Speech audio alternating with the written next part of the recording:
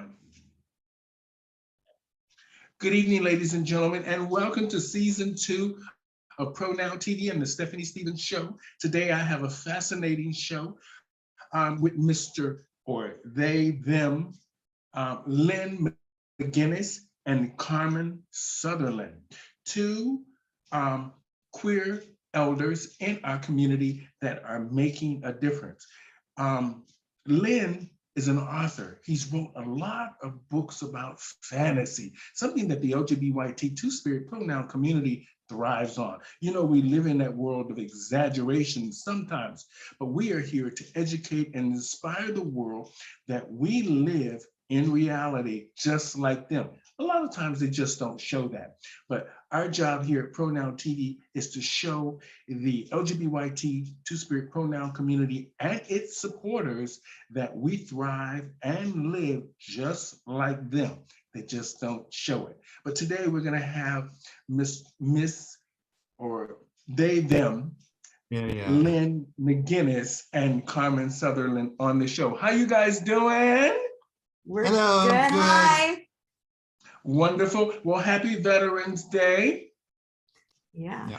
You know, it's a sad day for the country because they're remembering the veterans who lost their lives, but we're here as living proof of the fact that people fought for the country, and we are lucky to know that we have brave men and women that fought to make sure that we are okay today for about the country that we all love and care about, which is Canada. Now, today, I wanted to have you guys on the show because I thought that it would make a real impact on our community, coming from queer elders in our community that have lived, thrived, saw all of the ups and downs in our community, and this pandemic that has seemed to, I would say, even out a lot of things, level the playing field, and even the score for a lot of things, I would say. Now, I just want to first say welcome to the show, and thank you guys so much for doing this for us here. And hopefully at the end of this, we will have educated others and inspired others that the world is a big and concerning place, but there are good people like us that care about our lives, other people's lives, and we want them to know that we thrive and live, and we want to make sure that they know we have a voice within this world. So with that being said, Carmen, I want to talk to you a little bit about what do you think is going to happen? What do you think should happen now after the pandemic? Well, first of all, maybe I should just tell you for the sake of accuracy that I, as of this moment, don't consider myself queer, which is fine. I'm so honored to be here, but I just thought for the sake of accuracy, I should say that, mostly for your sake and the audience's sake more than any other reason. However, I have a lot of thoughts, which I won't tell you them all right now, but one thing as a woman with a disability, I can tell you of what should maybe happen now that we're in a different space with COVID is that things should stay virtual, like, or at least have a virtual option, might be more appropriate to say. Like, I'm so happy that we're able to do this virtually, and I don't even have to leave my house. Well, you know, the good thing about all of this is the fact that you are doing well, and you've got Lynn as a friend and a supporter. That's right. And he's helping you along, and the fact that he's an author. And you know, sometimes people who write books and all this stuff, they keep us entertained because we love people that tell stories, whether they're fiction, fantasy, or reality. We love storytellers, and it's great that you have Lynn there to help you. Now, Lynn, you have been writing for how long? I have had a planet inside me since I was a teenager. So we're talking about a planet building over 50 plus years. I have started the novel series. It truly started about 10 years ago. And in fact, I wrote ahead a couple of books before I started the publishing of the first novel, because I hate being rushed. I have my own deadlines and I worked at my own pace. So I'm comfortable in saying I can keep on. I've got 8 novels that in this series, and a lot of them are already written. And so I can continue to work. I work every day. I get up very early and work every day and write away for hours, but it's at my own pace. And now this first one's come out and the next one is already being worked on. And so, but this is a life project. I've had this place in my head since I was a kid. Okay, so why do you do this? Why? I think it's, there was a time some years ago where I sort of had some ambiguous feelings about it and sort of stepped away for a while. And the best thing I can describe is I started getting a buzzing in my head. This is a deep part of me that wells up and comes out. It's not a case of, oh, I feel like writing. It's like, it's almost not a compulsion, but it's a very deep part of myself. When I'm writing, my whole brain lights up. It's like, this is my crest moment when I'm doing this. And when I start writing, the characters come alive. There's times where, because I've done all the context and it's all solid, the characters run amok and I'm having a hard time keeping up with them. So it's a deep part of my life. And I mean, I've always been an artist and I used to paint. I now do it digitally. But once I found my voice writing wise, I could take the images that I had and create a narrative and create something that was accessible for people to take them into another place, because I've got this crazy place in my head. And I kind of think it's quite interesting. And so I'm wanting to share it. Okay, so are these queer stories, or is that what you mostly focus on? No, but there is numerous elements that are threaded through it. I mean, this is like epic utopian fiction, so it covers a lot of things. But there are numerous characters and classes of characters which are what we could describe as, well, actually, I could say that the majority of characters are, without it even being said, are bisexual, and it's presumed as much. Beyond that, there are a lot of gender variations within the characters. So there's a lot of elements in it that are infused throughout the story. And there's really not a whole lot of time saying, oh, well, by the way, about this character, it's just assumed. And it's just like, you know what, here you are, and this is the way it is. Mm-hmm. So now, is there an age group that your books you cater to? Is there an age group?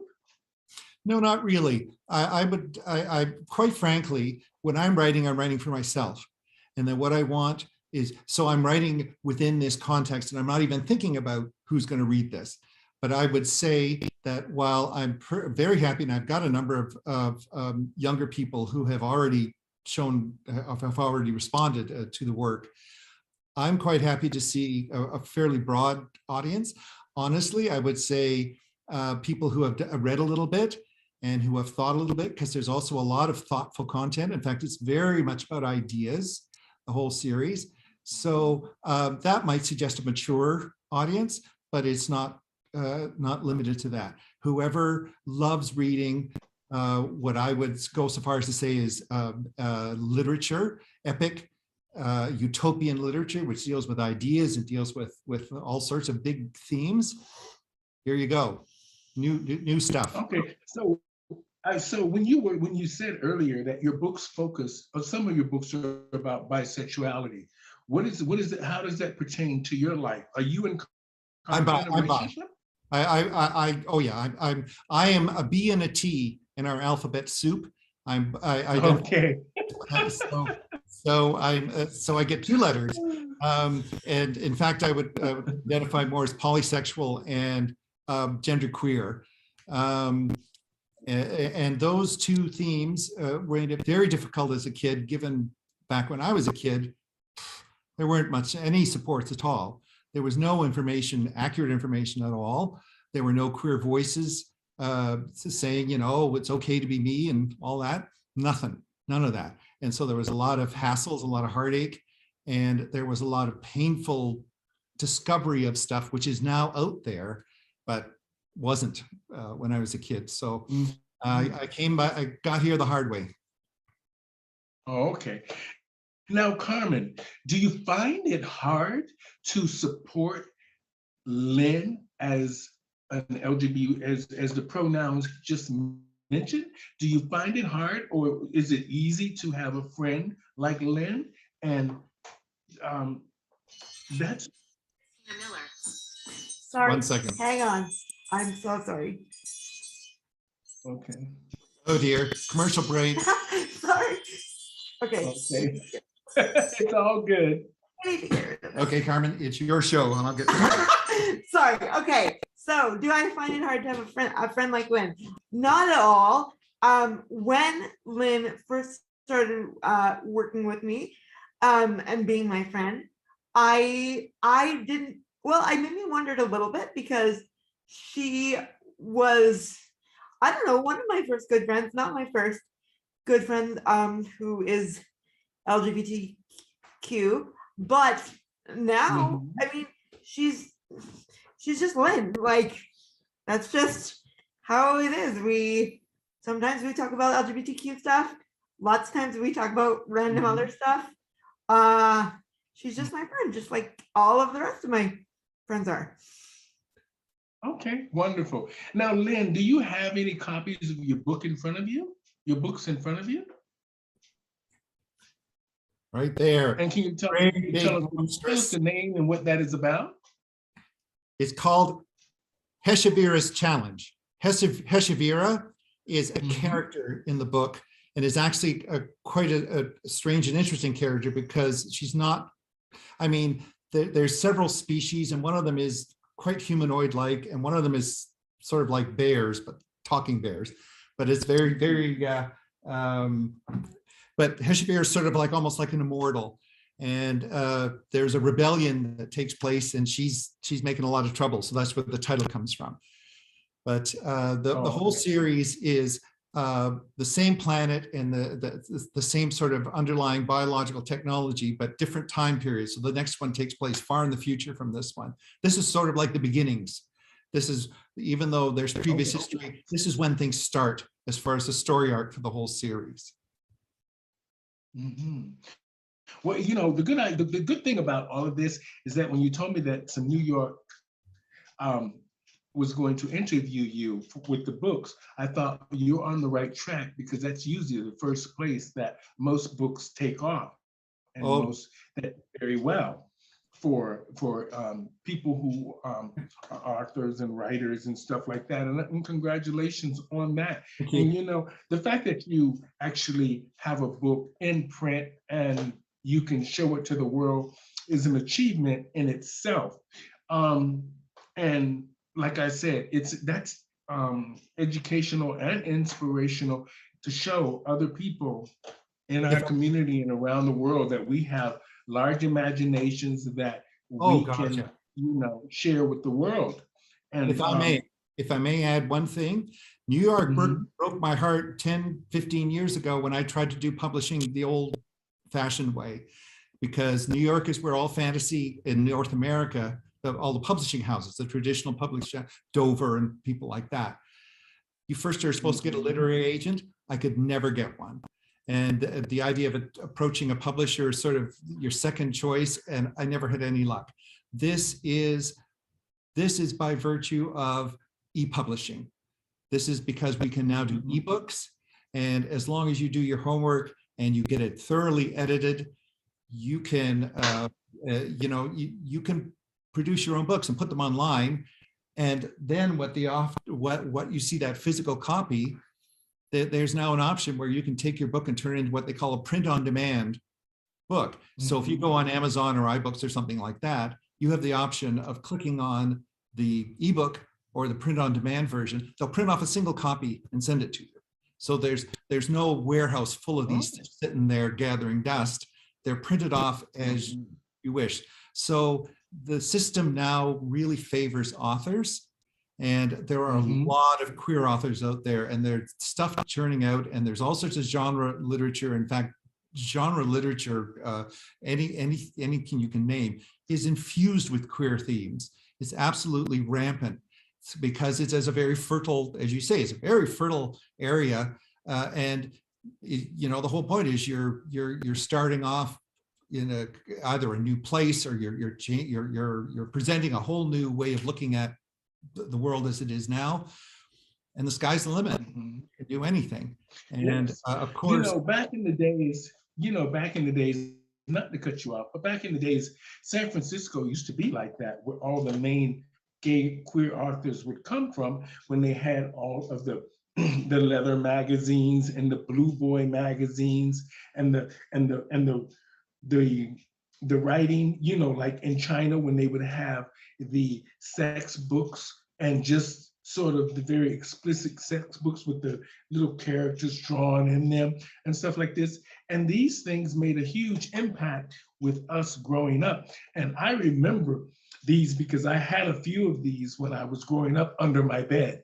Yeah. So with that being said, it's great that you have an imagination and you now have an outlet to reach other people that can share in your world of fantasy and all of these different, share your ideas and share what you're thinking and share what you think of how, you know, maybe you see the world or you see stories being told. Mhm. Now, I like the fact that Lynn is supporting you. When I first saw what she sent me back here to the questions to ask, and you said that you wanted Lynn to pop in and say hello, she wrote down a few things that she wanted me to ask her about. Lynn, what do you? I mean, not Lynn, Carmen. What do you think about Lynn's books? Do you think they're good? Um, okay, so Full disclosure, full disclosure, Oh, okay. she hasn't started reading I it haven't yet. actually started reading them because Okay. that's only because I have been a little bit obsessed with audiobooks lately, and so I have to honestly gird my loins to get through the long book. But but I am very excited to read it, and for people that are more science fiction-y than me, I think that they will love it because I know how hard Lynn's worked on them, and I know from knowing a little bit about people that like science fiction-y things, how rich the worlds are, and I know that that world is so rich, and this is only book one, so yeah. Mhm. Mhm. Okay, so Lynn, how is it? Is it hard for you to find people to read your book? Is it hard for you to find an audience? Well, what I mean, promotion is using a whole different set of muscles than writing. So I mean, the challenge of not going through a publishing house is you got to educate yourself, and you got to do it pretty well all yourself. I mean, I have used companies to help with like I used one company, Book Nook, for the design, the physical design, and that. Although I did the original EPUB myself, I have a desktop publishing background. I'm fairly conversant with a number of these things.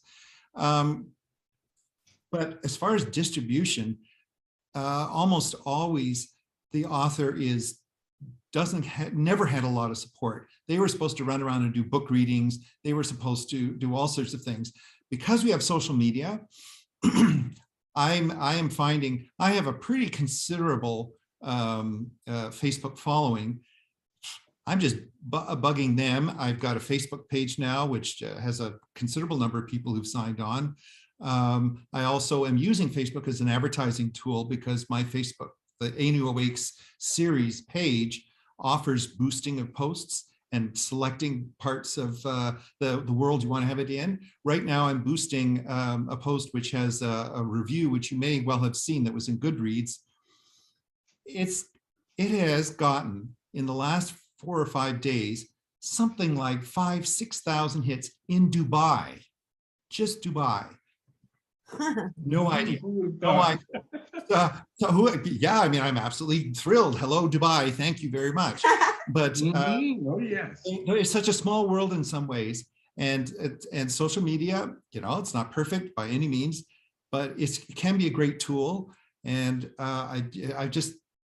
I'm self-taught on all this, and so finding the audience is a matter of casting the net wide and then zeroing in on the people who are interested and cultivating, building a group, a gang, a cult, whatever. Now, when you said, why aren't you on TikTok? I'm that's for videos. I'm not sure that I'm really at this moment. I don't see that, but I'm open. Hey, I first off, I thought Instagram maybe, but of course I've got all this art, so I do have an Instagram page, and it's getting there. It's pretty popular, and I have a lot of original art, so that's a good forum for it. To be honest, TikTok is a perfect platform for your book. Oh yeah. And you don't have to do long videos to get their attention, but I think that there's an audience there for you. Okay. And you should look into that. And more than Instagram or Facebook, TikTok now is, I mean, you see all the celebrities all over it. Celebrities don't get all over something unless there's an audience that's big. So, and I'm there. And I'm there. So, and I'm doing very well. Okay. I would do better if I would do more lives. But since they don't pay Canadians, I'm more just interested in them just promoting Pronoun TV and making that something that sticks in all of our community and other communities' mind. So it's working perfectly for me in that sense. It's sort of branding me. So I'm not really worried about being paid right now. I'll get paid down the road. You understand, Carmen? I got it. Yeah. Yeah. Okay. See, this is part of the learning curve. So Yeah. I mean, I'm all for checking it out. Thank you. So now, what's your second book about? The second book is I mean, it's very hard to do a summary. A lot of these stories are very intensive threads where different characters are in different parts of the world and are following different narratives, but eventually they come together. So it's very hard to summarize, but it's a continuation of a number of the ideas and themes at a different timeline that occur in the first book. They're all going to be like beads on a chain. They're all part of the same big narrative, which is the planet and how things evolve on it over a long period of time. But it's very hard to summarize at this point. That'll come. Okay, so are these comic looking characters or real life characters? Well, they're meant to be perceived as real, viable, actual beings on another world, in another universe.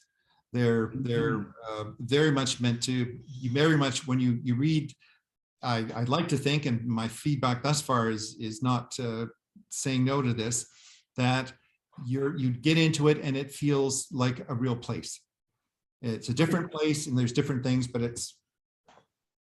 Okay, now she wrote here for me to ask, why is it so important to read? Why is it so important to read? That's a wonderful question. As somebody who grew up in a household full of books and has had them all my life, it's just a treasure, a treasure which, whatever form it comes in, opens up worlds, opens up other people's minds. If you want to step into England a century ago or ancient Rome and see what people thought, you can do that. You can open up this thing and you're in somebody else's head. And so it's a way of connecting, as I say, sometimes with people who are long gone from worlds that don't exist anymore, and yet there you are, they're speaking to you. And that's just a marvelous treasure, and we would be much the poorer if we didn't have that. Mm-hmm. Now, Carmen, when Lynn's sitting around you guys are having a drink, hanging out in the kitchen, eating and talking, and he starts rambling on about this book and this idea that he has for this book. What do you think? Do you think he? I think that it sounds wonderful. And also, I wish I had enough discipline to write a whole series myself, to be honest. That's what I think. I think that I'm most in awe of the discipline that it takes for Lynn to write all of this.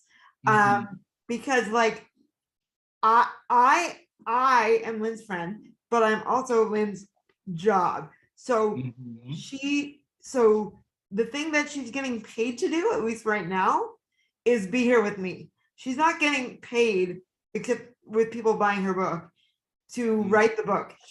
She created a job for herself, and then she did the job.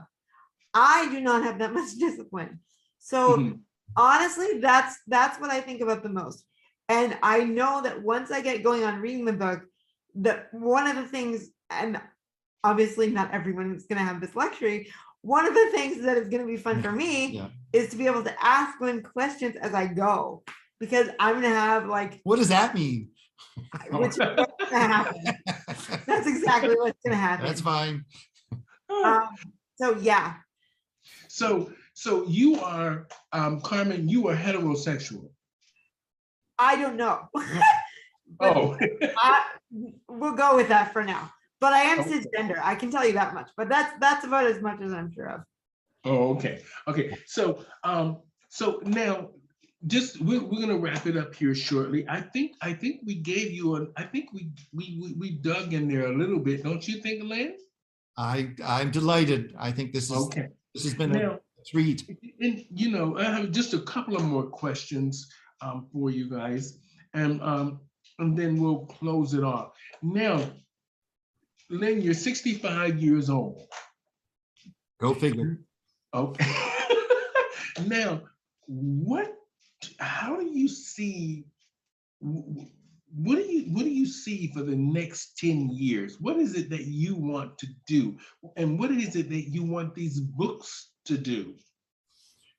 Well, it's very interesting. While my knees are starting to give me trouble, I actually feel like I'm at the top of my game. I feel like I have more as far as creative ability and facility.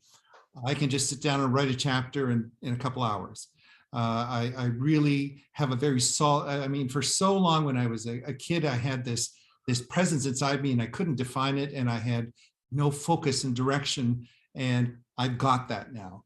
I am focused, I am directed, I have clarity, I have a trajectory. And so what I see doing is full throttle working on this series, because this has been something, as I say, that's been brewing inside me for decades. And I don't know what I'll do next, but I think that my commitment to the planet Anu and to this world is going to probably go after these novels, and who knows, I may fit in one or two more in between. We'll see. It does take a long time. It's worth it. But we have so much social media outlets now, with different channels, from Netflix to Hulu and Roku and this and that and this and that. And do you see your books as a movie one day? That would be an interesting exercise. I'm not going to say no to anything. Talking about audiobooks, boy, I looked into it and bloody hell, does that cost a lot. And I've had people talk about whether I should do translations in other languages. That also costs a whole lot. I'm going to remain open. It has been suggested that there could be a film adaptation, just this first film, the first book. Getting ahead of myself. We shall see. I am very open. If that works out, of course, it'll reach a bigger audience. And as long as it tries to stay fairly close to the core themes that are going to run through the film of the book. Geez, you put this in my head now. The good thing about all that is that because you are the author of the book, and the writer and all of that, and you control that aspect of it, you should probably write a screenplay. And then that way, that could help you down the road. I'm just saying, Oh, hey. because I'm open. I actually wrote 3 books, and that I didn't publish any of them. I have them in the drawer in there. And my lawyer, she says, wait until you get on TV, get what you want, and then we're gonna put all of this together. You heard it So first, folks. yeah. Yeah, So that's awesome. so I turned 60 in June. And Wow. so I will be the oldest person ever on this show, if I get on this show. And Wow. it will be an amazing 10 years if my retirement could be very good, if you know what I mean. I could live in Florida very well, but we'll see how it all turns out. Now, I want to say this. I would suggest that you get on TikTok, do just a couple of little reads or do a little talking and create yourself a little window there. All right. Check it out. Or just in general, you and Lynn sitting around the house having a cup of coffee, because you can, after you get 1,000 viewers on TikTok, you can go live, and you can always just be sitting in the living room talking about this and that, and that will help create an audience for you, and then you could throw your book. You know how it goes. So I'm just throwing it out there, because I think that the fact that you have something in print says something more than a lot of other people. Even like me, I wrote the book, I never did anything with it, but now that my agent and my lawyer, they looked through all the stuff I had, they said, this could be a movie. This could be a movie. So I'm not looking at that right now. Right now, I want to get on television, and that is the first step. Then Pronoun TV can be produced. You know how it goes. So in the next 10 years, I have a big plan. But I want to just say it was great meeting you two, Carmen Sutherland and Lynn McGinnis. I can't remember the name of the book. Can you remind us what the name of it is? Heshevira's Challenge. You do a search, you will find it. And where can we find it? Oh, it's on like Amazon or Barnes and Noble. It's on anywhere you get an ebook. If you just type in that title and in Google, you'll find it. You'll find all sorts of links. There's already a lot of them on there. So, because there's a website too, there's a Facebook page too. There's a big website, which is all the glossary in terms. It's a big resource too. So if we type in Lynn McGinnis, all of this will come up. That will do that too, and you'll find that'll get you there too. Yep. Okay. Thank you, Carmen, for joining the conversation. It was wonderful talking to you. And I want to thank you, Lynn. I'm just going to say in closing before we go, I just want to say to our audience today, if you live in a world of fantasy and you've had lots of time to sit around your apartments and your homes and think about all these things now, like we all have, because this pandemic has kept us all in the house. So start living your fantasy on paper, write it down, do something, document your life, because you're important. You're human beings, you're here for a reason. Document your life, live out your fantasies. And you know what, at the end of the day, just stay safe and try to help your neighbors, your friends, just do what Lynn is doing. Writing everything down. It's all about teaching and educating others. We need to get to know each other and understand each other, and mainly from the LGBT two-spirit pronoun community, and whatever pronoun you identify as, we want to know that you are not alone. There's a lot of people out there like us that are productive, that want families, that have productive lives and contribute to every day just being part of this planet. And once we understand that we're all here for the same reason, love, understanding, family, friends, and the fact that, you have the choice to make a difference. And that's what we're here for, is to make a difference in our lives and in your lives. And hopefully somewhere along the line, we can educate and inspire others to be fabulous. And that's it. And I would say, in Lynn's words, live in that world of fantasy. If you can't live in reality, live in that world of fantasy. Just have a good time. Thank you guys so much for joining me here on Pronoun TV and the Stephanie Stevens Show. And I'm trying not to be silly because sometimes she says that I'm very silly. But okay, so thank you guys so much for tuning in to Pronoun TV and the Stephanie Stevens Show. I want to thank Lynn McGinnis and Carmen Sutherland for joining this conversation today.